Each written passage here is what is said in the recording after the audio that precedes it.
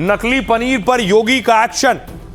सबसे पहले देखिए, गाजियाबाद में पनीर पकड़ा गया है, एनालॉग पनीर है, यूपी में पकड़ा गया। योगी ने इस पर बैन लगा दिया है।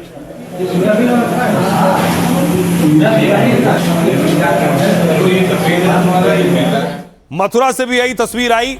मथुरा में देखिए, पनीर पकड़ा गया, खराब पनीर था जिसे नष्ट किया गया। नीचे न चले बढ़िया। अब देखिए, यूपी में पनीर पर बैन लगाया गया है। वजह क्या है आपको बताऊंगा। मिलावटी प्रोडक्ट और एनालॉग पनीर के खिलाफ योगी सरकार सख्त है। इससे पहले मैंने आपको बताया था दूसरे राज्यों में बैन हुआ, ये यूपी में पहली बार बैन हुआ है। कई जगहों पर छापेमारी के बाद यूपी में एनालॉग पनीर बैन किया गया। मिलावटी क्रीम, घी, छेना और खोया की बिक्री पर भी प्रतिबंध लगाया गया। अगर कोई नकली डेयरी प्रोडक्ट बेचते या रखते हुए पकड़ा गया तो न केवल दुकान बंद होगी बल्कि सारी चीजें नष्ट कर दी जाएंगी। आरोपी दुकानदार पर एफआईआर होगी और फूड लाइसेंस तुरंत सस्पेंड होगा। एनालॉग पनीर दूध से नहीं बनता लेकिन दिखने में वैसा ही होता है। एनालॉग और डेयरी पनीर के स्वाद में भी अंतर पता नहीं चलता है। इससे बनाने में दूध की जगह मिल्क सॉलिड्स और पाम ऑयल इस्तेमाल किया जाता है। इसे बनाने में खर्च कम होता है तो दुकानदार को फायदा ज्यादा होता है। कई दुकानदार एनालॉग पनीर को असली पनीर बताकर बेच रहे थे और इससे लोगों को नकली और असली पनीर में फर्क करना मुश्किल हो रहा था। एनालॉग पनीर खाने से सेहत पर भी असर पड़ सकता है। लंबे समय तक अगर आप इसे खाते हैं तो किडनी और दिल से जुड़ी दिक्कतें हो सकती हैं। सरकार ने एक्शन इसलिए लिया ताकि उपभोक्ताओं को सही जानकारी मिल सके। अब आपको बताऊं, अब ये कई राज्यों में एनालॉग पनीर बैन हो गया है। कौन कौन से वो राज्य हैं वो देखिए जरा। वो राज्य हैं, उत्तर प्रदेश में बैन हुआ है, यूपी से पहले महाराष्ट्र में बैन हो चुका है, महाराष्ट्र के अलावा गुजरात में बैन है और मध्य प्रदेश में बैन है, छत्तीसगढ़ में बैन हो गया है। ये 5 राज्य हैं जिसमें एनालॉग पनीर पर बैन लगा दिया गया है। आइए अब आपको सुनवाता हूं, सुनिए क्या कह रहे हैं लोग। सरकार का ध्यान इस तरफ बहुत है कि वो दूध का उत्पादन बढ़ाइए, और जबकि दूध का उत्पादन बढ़ाने के बजाय अगर आप नकली दूध का उत्पादन कर रहे हैं तो आप तो सजा के हकदार हैं, आपको सजा मिलनी चाहिए कोई भी हो। सरकार पे जरूर भरोसा, सरकार तो अपनी कार्रवाई कर ही रही है, अब उसको जो है फॉलो लोग करें या ना करें। अरे ये सब नहीं ठीक है, अपना खुद काम करिए, खुद बढ़िया से खिलाइए और जितना हो रेट मिलेगा बात खत्म। और आइए अब आपको बताऊं, इधर एनालॉग पनीर बैन हो रहा है। अगर जो लोग चिकन खाने के शौकीन और केएफसी गए तो उनके लिए खबर यह है कि केएफसी के चिकन पर शिकायत की गई। ये जो तस्वीर आप देख रहे हैं, शिकायत की गई जिसके बाद कार्रवाई हुई है। अगली तस्वीर मैं आपको दिखाऊं, देखिए जरा। ये आप देख रहे हैं केएफसी आउटलेट, खाद्य विभाग ने छापा मांग रहा है उस आउटलेट पर।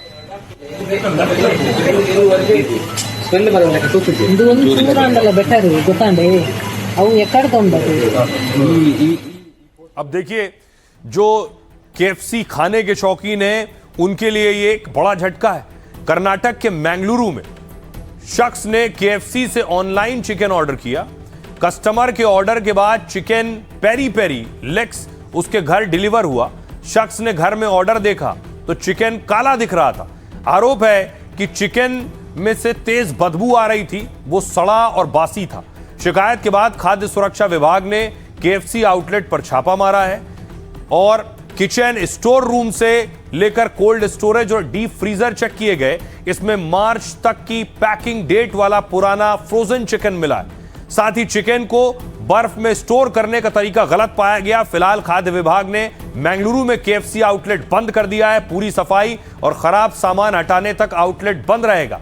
फिलहाल चिकन के साथ ऑयल के सैंपल जांच के लिए भेजे गए हैं। लैब रिपोर्ट सामने आने के बाद मामले में आगे की कार्रवाई होगी। केएफसी पर छापेमारी से सोशल मीडिया पर लोगों ने चिंता जताई है क्योंकि यह दुनिया का सबसे लोकप्रिय फ्राइड चिकन ब्रांड है। हर दिन केएफसी से औसतन 1 लाख लोग चिकन ऑर्डर करते हैं। पूरे देश में इसके 1000 से ज्यादा आउटलेट मौजूद हैं और सबसे ज्यादा 146 आउटलेट तमिलनाडु में है। महाराष्ट्र में 107 आउटलेट है। सुनिए क्या कुछ कह रहे हैं स्वास्थ्य मंत्री। कल मंगलुरु में जब हमें उस आउटलेट के बारे में पता चला तो कमिश्नर से बात कर उसे सील कर दिया गया, क्योंकि सभी होटल, मल्टीनेशनल कंपनी और हर जगह खाने पीने की चीजों को लेकर जागरूकता अभियान जोरों शोरों से चल रहा है। फिर भी अगर बेंगलुरु में ऐसा हो रहा है तो हमें क्या करना चाहिए? मैं उस माँ और बच्चे की तारीफ करता हूँ जिन्होंने शिकायत की। ये दूसरे ग्राहकों की मदद भी करेगा। that I appreciate the mother and the child. और आइए खबरों में आगे बढ़ते हैं। आज की एक और बड़ी खबर है, पान मसाला पर कैसे फंस गए शाहरुख खान, अजय देवगन और टाइगर श्रॉफ। पान मसाले का विज्ञापन भारी पड़ गया तीनों को और बड़ा एक्शन हुआ है। तस्वीर में आपको दिखाऊं, बाकायदा नोटिस जारी हुआ है mister Ajay Devgan, mister Shahrukh Khan, mister Tiger Shroff. ये उस नोटिस की तस्वीर आप देख रहे हैं। अब आपको बताऊं कि आखिर नोटिस किस बात को लेकर जारी हुआ है और क्या किया है इन तीनों ने। शाहरुख, अजय और टाइगर को नोटिस का मामला विज्ञापन से जुड़ा है। एफडीए का आरोप है कि तीनों स्टार्स ने पान मसाले का प्रचार किया है।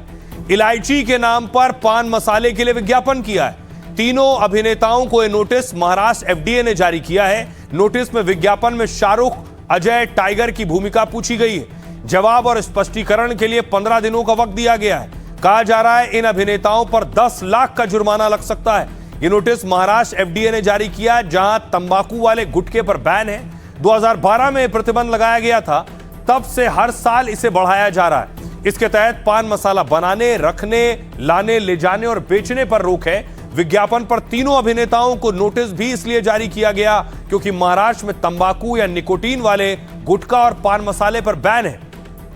सुनिए, इस पर सियासत भी हो रही है। क्या कह रहे हैं सियासतदान? किसी एडवर्टाइजमेंट करने के पहले शाहरुख खान ने, अजय देवगन ने यह सोचना चाहिए कि किस चीज का आप एडवर्टाइजमेंट कर रहे हो। ऐसे कौन सी पैसे की आपको कमी है?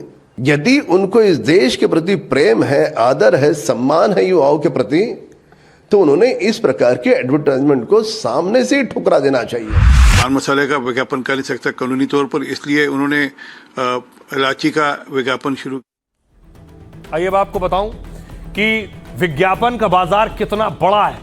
ये देखने में पान मसाला छोटा लगता हो, 1 रुपए, 2 रुपए, 5 रुपए का आता हो, लेकिन ये बाजार कितना बड़ा है स्टार्स के लिए। विज्ञापन या प्रचार किसी उत्पाद की बिक्री बढ़ाने वाला एक फॉर्मूला है। सब्जी की दुकान पर अनाउंसमेंट से लेकर टीवी प्रचार तक इसमें आते हैं। भारत सहित दुनिया भर में कारोबारी विज्ञापनों पर पैसे लुटा रहे हैं।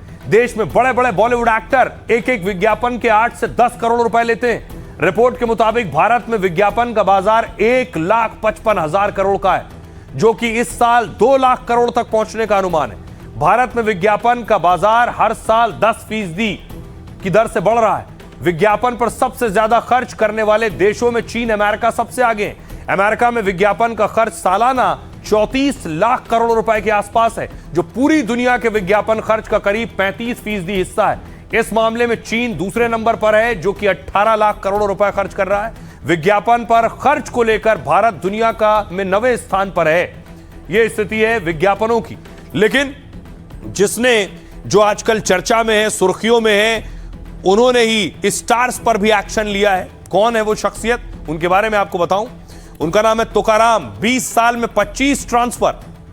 तुकाराम महाराष्ट्र के ऐसे आईएएस अफसर हैं जो हमेशा सुर्खियों में रहते हैं। करीब 20 साल के करियर में उनका 25 बार तबादला हो चुका है। किसान परिवार में जन्मे तुकाराम का जीवन कठिनाइयों से गुजरा है।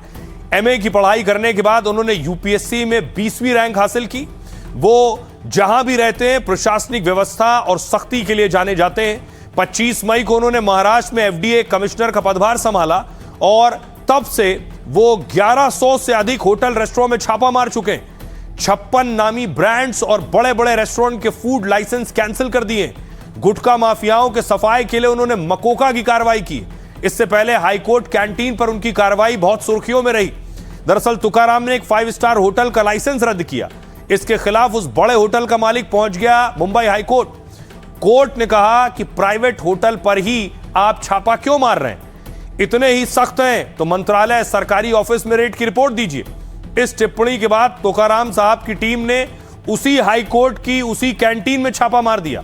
2016 में नगर निगम कमिश्नर बने तो अवैध निर्माण के खिलाफ मुहिम छेड़ दी। तब की विपक्षी पार्टियां उनके खिलाफ विधानसभा में प्रस्ताव लेकर आई थी। हालांकि तत्कालीन सीएम देवेंद्र फडणवीस ने उनका समर्थन किया था। उन्होंने कहा था कि गड़बड़ी उजागर करने पर किसी को सजा नहीं मिलनी चाहिए। 25वें ट्रांसफर के बाद अब उनकी पोस्टिंग महाराष्ट्र के खाद्य विभाग में हुई है। अभी शाहरुख, अजय देवगन और टाइगर श्रॉफ को भी नोटिस जारी किया गया है।